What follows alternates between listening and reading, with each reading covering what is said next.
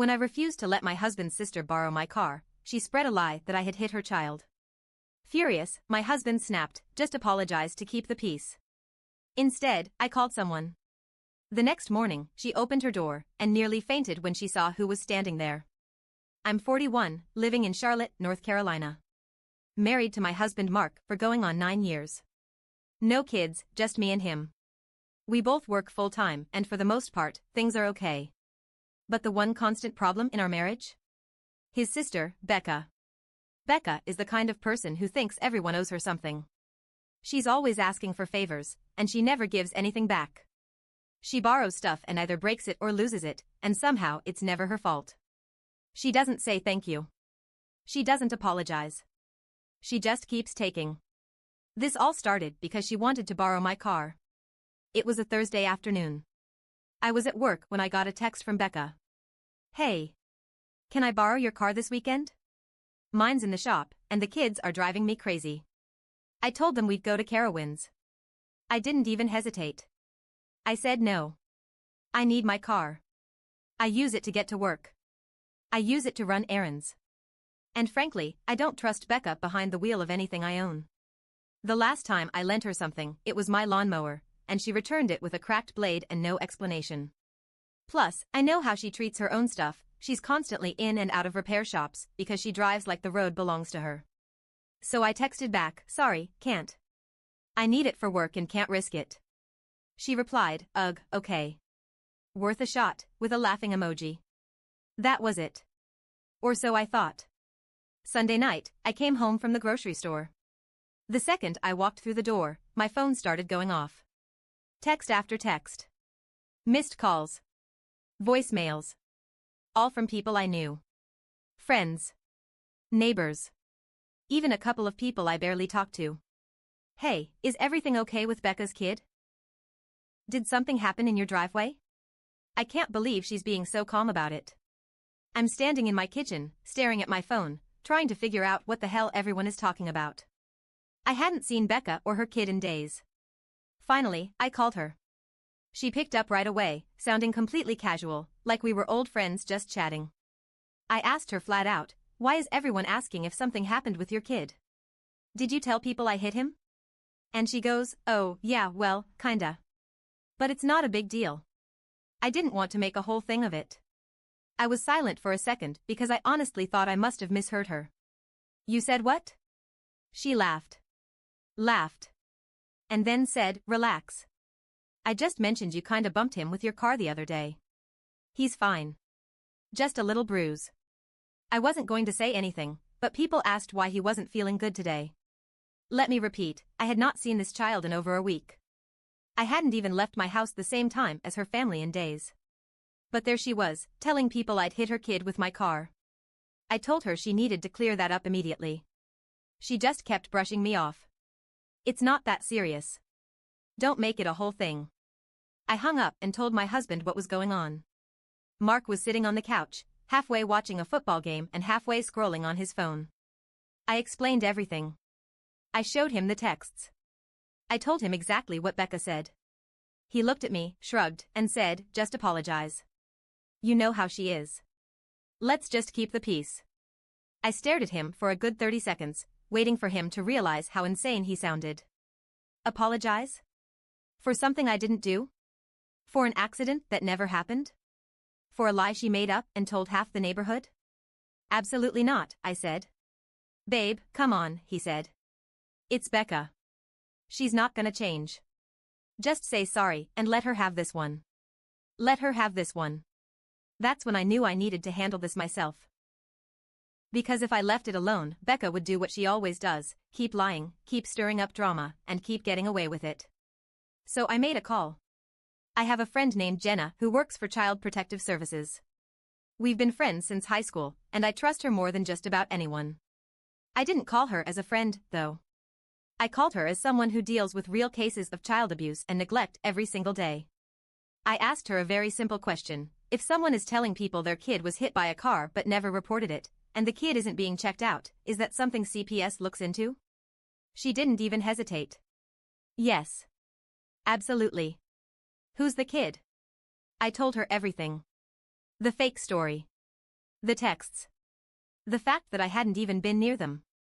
The way Becca was using this lie to make me look like some careless driver who hurt her kid and didn't even apologize. Jenna said, "Okay. I'm opening a welfare check first thing in the morning." That's when I knew things were about to get real. At 9 a.m. on the dot, Becca got a visit. She wasn't expecting it. She thought this was just another little story she could tell to get some sympathy and maybe make me look bad in the process. But CPS doesn't mess around. They showed up at her door with a police officer. They asked to see her son. They asked her to explain the accident she told people about. They took notes. They took photos. They checked her house. They asked why she hadn't taken him to the hospital if he was hurt. They asked why she hadn't filed a report. They asked why no one else had witnessed anything. And Becca? Becca completely fell apart. A neighbor who lives across the street told me the whole scene. Said Becca answered the door in her robe, hair a mess, cup of coffee in hand, looking like she'd just rolled out of bed. 20 minutes later, she was red-faced, stammering, and couldn't get her story straight. And the best part? Her kid was completely fine. Not a mark on him. No bruise. No scratch. Nothing. The officer took her statement. CPS documented everything. And Becca got hit with a citation for making a false report. But that wasn't even the most satisfying part. Because once people in the neighborhood found out CPS had been called to check on Becca's kid, the stories started pouring out. Turns out, this wasn't the first lie Becca had told. Not even close. By noon that same day, my phone started lighting up again. But this time? The messages were different. Why are the police at Becca's house? I just saw CPS there. Is everything okay? Did something happen with her kid for real? It didn't take long before the whole block knew what went down. You don't get a welfare check from CPS with a police escort without people noticing. Charlotte might be a big city, but neighborhoods? Neighborhoods are small. People talk. And Becca's story started cracking. Because now, people who heard her version of events, the one where I clipped her son with my car and then coldly drove off without checking on him, were realizing none of it added up. One neighbor, Greg, who lived 2 doors down, texted me this, "Funny how she said you hit him Friday, but we saw you leave before noon and you weren't back until after dark." Exactly. Because I was at work. Like I always am on Fridays. But here's where things took a turn I didn't see coming. Turns out, Becca's lie about me wasn't some random one-off. No. This woman had been building a little web of stories for months. Maybe years. And people were finally starting to connect the dots. One neighbor, Diane, came straight to my door. She didn't even knock, just stood there waiting for me to answer.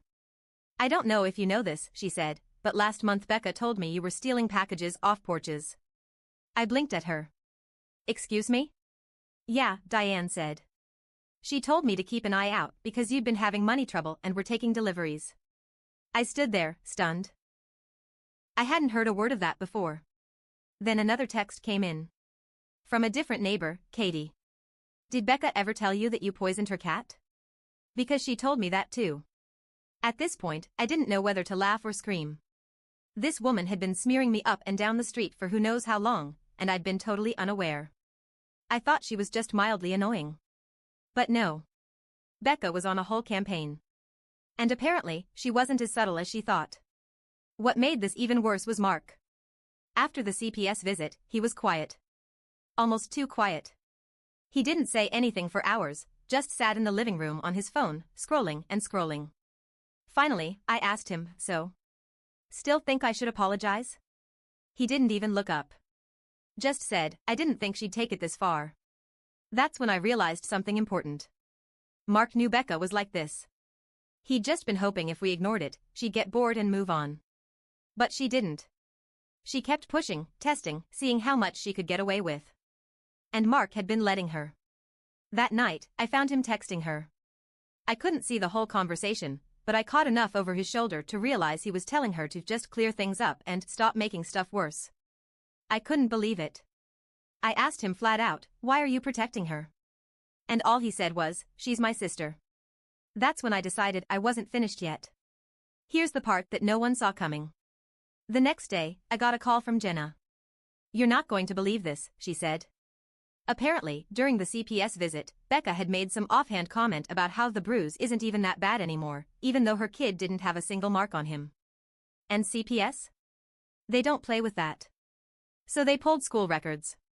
Medical records. Just to double-check.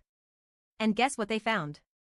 There had been 3 other times in the past year when Becca had taken her kid to urgent care for accidental injuries. All small stuff.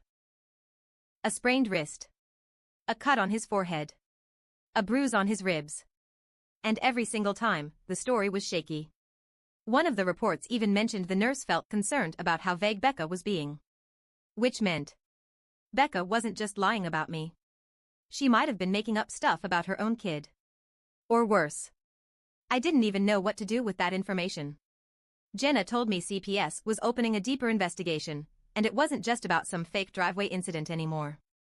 Now they were digging into Becca herself. And the thing is? Becca had no idea I knew. She was still posting on Facebook like nothing happened, dropping passive-aggressive comments about fake friends and jealous people trying to ruin her life. Meanwhile, I was just sitting back, letting the professionals handle it. But the neighborhood wasn't staying quiet. That week, 3 different neighbors came forward with their own stories about Becca. Greg said she accused his wife of scratching her car. Katie said Becca told her someone had been sneaking into her backyard and she thought it was me. Diane said Becca tried to borrow her car once too, and when she said no, Becca stopped talking to her for months. It was like everyone had just been waiting for someone to say out loud what we were all thinking: Becca is a problem. And now that CPS was involved, and now that the cops had been at her door, no one was afraid to speak up anymore. I heard through the grapevine that Becca was shocked people weren't taking her side. She thought everyone would rally around her, but instead, people started pulling away. They stopped inviting her places. They stopped answering her calls. They stopped believing her stories. And Mark?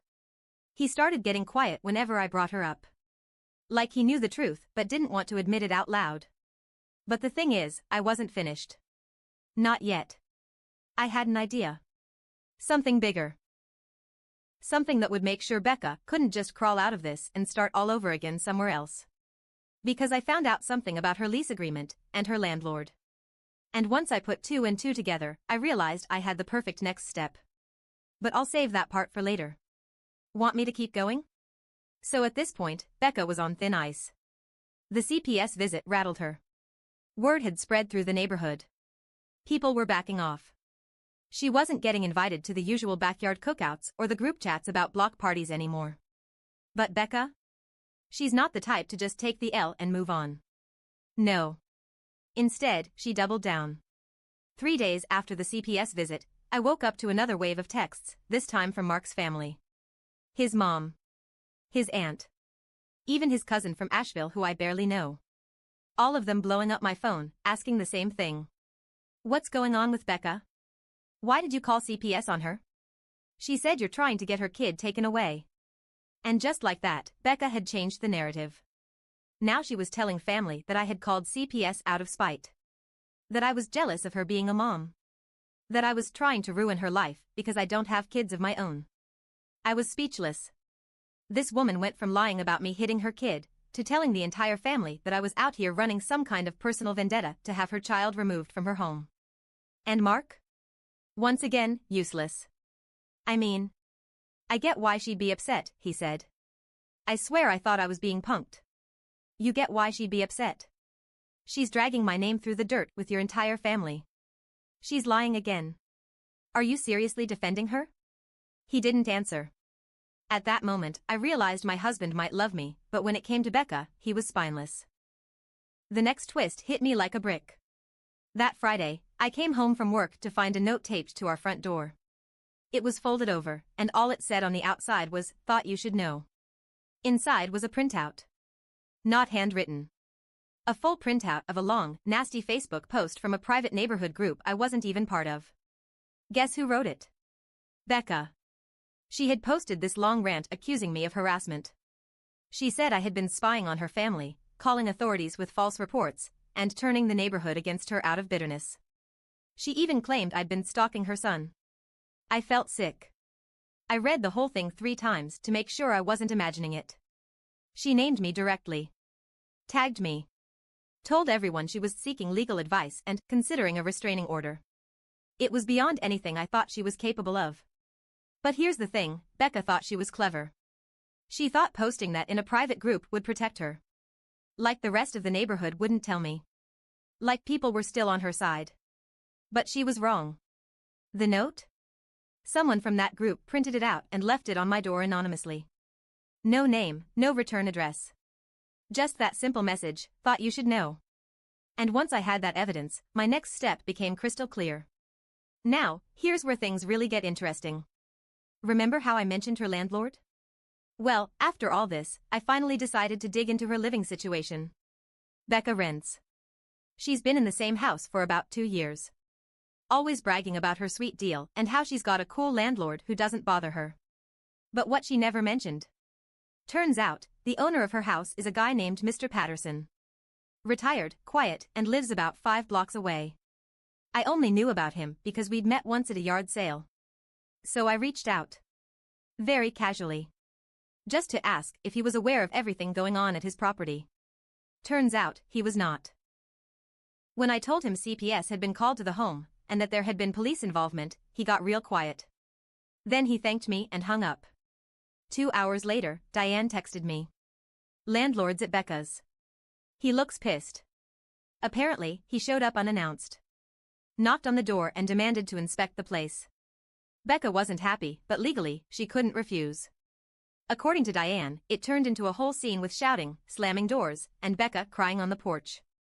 But wait. There's more. The following day, I get another text from Diane. Check the county records. I didn't know what she meant at first, but then she sent me the link. Guess who hadn't been paying rent? For 3 months. Becca had been telling people her car was in the shop, and that's why she couldn't get around.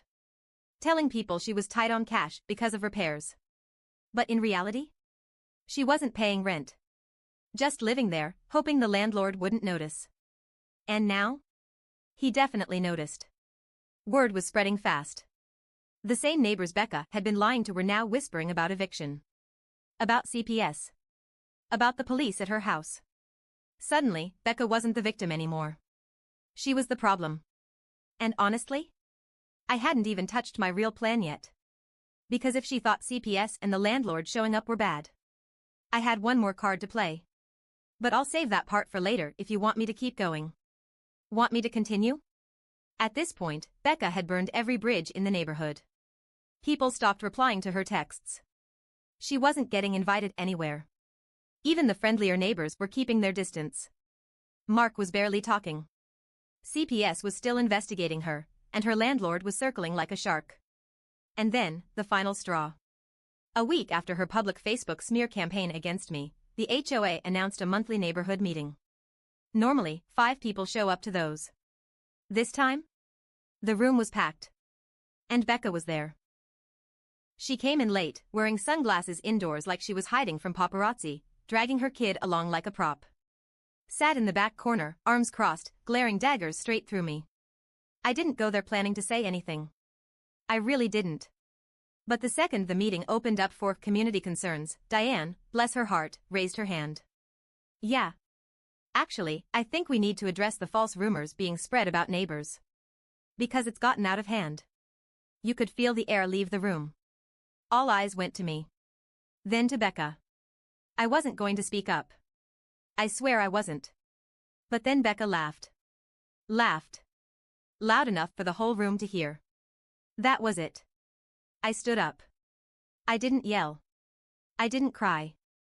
I just laid it out. I just want to clear the record, I said. I never hit anyone with my car. I never poisoned anyone's cat. I never stole a single thing off anyone's porch. And I've had enough of the lies. The room was dead silent. I looked straight at Becca. If you want to accuse me of something, Becca, do it to my face. Right now. In front of everyone. Becca smirked. Maybe I would if it wasn't true. I nodded. All right. So then explain to everyone why CPS found nothing. Explain why your kid didn't have a scratch on him. Explain why you told half the block I'm a thief, but no one ever saw me take anything. Explain why your landlord is at your house every other day now. That wiped the smile off her face. But it wasn't me who finished her off. Nope. That honor went to Greg. From his seat near the front, Greg piped up loud and clear, "Hey, Becca? Didn't you say we dented your car last month? But we were out of town that whole week." Then Diane. "And didn't you say Katie was sneaking in your yard?" "Katie, she told me you poisoned her cat." It was like popcorn going off. One by one, people started sharing the lies Becca had told them. All different. All pointing fingers at different people. All ridiculous. Becca's face went pale. Then red. Then pale again. She stood up. Grabbed her kid by the arm. "You're all just jealous," she snapped. "Pathetic." And she stormed out. Right there. In front of everyone. Slammed the door so hard the windows rattled. Nobody spoke for a few seconds after the door slammed. Then Diane said, "Well, I guess that's that." And just like that, the tension broke. People were shaking their heads, whispering, looking around like we'd all just witnessed the end of some bad movie. Mark didn't say a word the whole meeting. But in the car on the way home, he finally spoke. And what did he say? "Maybe we should check on her. She's probably embarrassed." I almost laughed. After all of that, his first thought was still about protecting her feelings. I didn't even answer him. Just stared out the window the rest of the ride. When we got home, he went straight to the bedroom. I heard him shut the door. I stayed in the kitchen, replaying everything in my head. Here's the thing no one tells you about standing up for yourself against someone like Becca: you think it's going to feel good. And yeah, part of it does. Finally getting the truth out there. Watching her face when her web of lies unraveled in public. Having the whole neighborhood see her for what she really is. But there's another part that doesn't feel good at all. The part where you realize someone in your own family was willing to destroy your name over nothing. Just because you wouldn't give them what they wanted. Just because you said no. The part where you realize your husband, the person who's supposed to have your back, never really stood up for you. Not once. Even as his sister dragged me through the mud, he just kept sitting there, telling me to keep the peace. And the worst part? I don't even think Becca thinks she did anything wrong. I think, in her mind, she's the victim of this whole thing. Like we all ganged up on her for no reason. Over the next few days, neighbors kept stopping me on the street. "Glad you spoke up. Sorry we didn't say anything sooner. We've all been dealing with her." And you know what? That part felt good. It felt like I wasn't crazy anymore. Like I wasn't fighting this alone. But things with Mark? Different story. He's been quieter. Distant. I think maybe it finally hit him that Becca's behavior is more than just how she is. And me? I'm thinking real hard about what it means to stay married to someone who watched me get dragged through hell and didn't lift a finger. A week after the meeting, Becca's landlord posted an eviction notice on her door. CPS wrapped up their case and closed it with no action, but the file's still open for monitoring, just in case. Becca moved in with Mark's mom, about 2 towns over. I haven't heard from her since. Mark and I are figuring things out. And me? I drive past her old house every morning on my way to work. The place looks quiet now. Sometimes I wonder if she ever really thought it would work, if she thought she could lie her way through life forever. But the thing about liars? They always get caught. Sooner or later. And when they do, all you have to do is stand up and tell the truth. The rest takes care of itself.